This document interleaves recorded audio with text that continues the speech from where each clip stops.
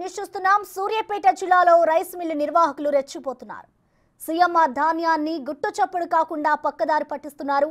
కోదాడ పట్టణం కొమరబండలోని Venkateswara rice mill కేంద్రంగా ఈ దందా జరుగుతున్నట్లు అధికారులు గుర్తించారు.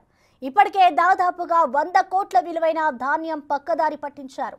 తాజాగా మిల్లుపై విజిలెన్స్, పౌర సరఫరాల శాఖ అధికారులు దాడి చేశారు. అధికారుల తనిఖీ విషయం తెలుసుకున్న మిల్లు ఓనర్ సత్యనారాయణ పరారీలో ఉన్నాడు.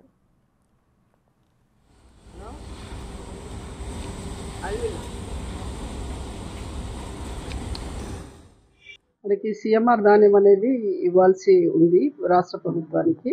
అందులో సాధారణ తనిఖీల్లో భాగంగానే ఇది కూడా చేయడం జరిగింది. మనకి ఇప్పటి వరకు ఉన్న ధాన్యం యొక్క పర్టికులర్స్ తీసుకోవడం జరిగింది. ఉన్నతాధికారులకు రిపోర్ట్ ఇస్తాము. తదుపరి చర్యలు వాళ్ళు నిర్ణయిస్తారు. Thank you. దీనికి సంబంధించిన మరింత సమాచారాన్ని మా ప్రతినిధి పుల్లారావు లైవ్ ద్వారా అందిస్తారు. పుల్లారావు, చెప్పండి, అసలు ఈ రైస్ మిల్లు ఓనర్ ఈ దందాన్ని ఎప్పటి నుంచి కొనసాగిస్తున్నారు? డీటెయిల్స్ ఏంటి పుల్లారావు?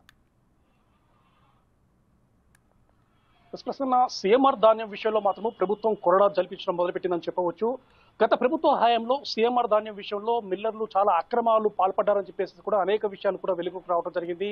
సీఎంఆర్ ధాన్యాన్ని ప్రభుత్వానికి చెల్లించాల్సిన విషయంలో మిల్లర్లు చెల్లించకుండా వారు స్వలాభం కోసం వాటిని వినియోగించుకోవడం జరిగింది. ముఖ్యంగా సూర్యాపేట జిల్లాకు సంబంధించేసి ఒక 6 రైసుల మీద మంగళవారం రోజు విజిలెన్స్ అధికారులు దాడులు నిర్వహించడం జరిగింది. ఈ 6 మిల్లులు దాదాపు 300 కోట్ల రూపాయల మేర బకాయిలు ఉన్నట్లు కూడా విజిలెన్స్ అధికారులు వాళ్ళ యొక్క దాడుల్లో మాత్రం తేడతెల్లడం జరిగింది.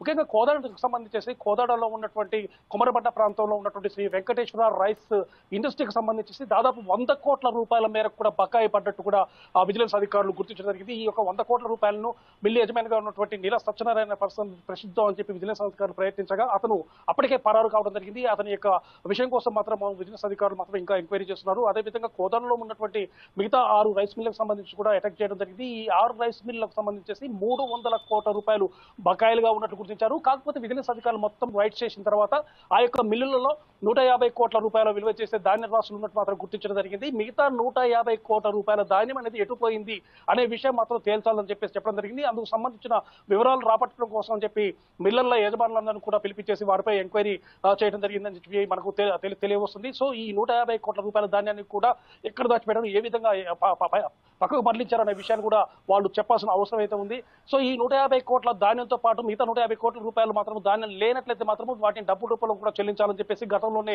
ప్రభుత్వం ఆదేశాలు జారీ చేసిన సందర్భం అవుతుంది. గత ప్రభుత్వం హయాంలో మాత్రము ఈ యొక్క సీఎంఆర్ ధాన్యానికి సంబంధించి అనేక రకమైనటువంటి వార్తలు రావడం జరిగింది. ఎందుకంటే మిల్లర్లు అనేవారు రైతుల నుండి తీసుకున్నటువంటి ధాన్యాన్ని దాన్ని కస్టమ్ మిల్క్ రైసింగ్ చేసేసి మొత్తాన్ని మళ్ళీ ప్రభుత్వానికి అప్పచెప్పాలి. చెప్పిన తర్వాత ప్రభుత్వం అనేది పేద ప్రజలకు కానీ వాటిని కానీ పంపిణీ చేయడానికి అవకాశం ఉంటుంది. సో వీళ్ళకి పంపించినటువంటి ధాన్యాన్ని మాత్రం మిల్లర్లు మాత్రము ఆ విధంగా చేయకుండా కేవలం వాళ్ళ స్వలాభం కోసమే మాత్రమే వాటిని వినియోగిస్తూ కూడా పోతున్నారు. గత ప్రభుత్వ హయాంలో ఇదే విషయం బయటకు వచ్చినప్పటికీ కూడా ప్రభుత్వ పెద్దల సహకారంతో వాటిని దాటవేసే ప్రయత్నం మాత్రం చేయడం జరిగింది. సో ఈ ఇటీవల కాలంలో కాంగ్రెస్ ప్రభుత్వం కొలువు తీరిన తర్వాత మిల్లర్ల మీద ఆజమాయిషి ప్రదర్శించాలని చెప్పి కాంగ్రెస్ పార్టీ భావించింది. ఎందుకంటే ఈ యొక్క సీఎంఆర్ రైస్ కు సంబంధించేసి పూర్తి స్థాయిలో నిల్వలు వాళ్ళ దగ్గర ఉండడం జరిగింది. వారు ప్రభుత్వానికి చెల్లించాల్సిన ధాన్యం విషయంలో చెల్లించకుండా ఆ ధాన్యాన్ని మొత్తానికి కూడా వాళ్ళ పక్కదారి పల్లిచ్చేసి వాళ్ళ సొంత లాభాల కోసం వాటిని వినియోగించుకోవడం జరిగిందని చెప్పేసి ప్రభుత్వం కూడా గుర్తించడం జరిగింది. ఇదే విషయానికి సంబంధించేసి రైస్ మిల్లర్స్ తో కూడా సమావేశాలు నిర్వర్తించడం జరిగింది. మీరు చెల్లించాల్సినటువంటి బకాయిలను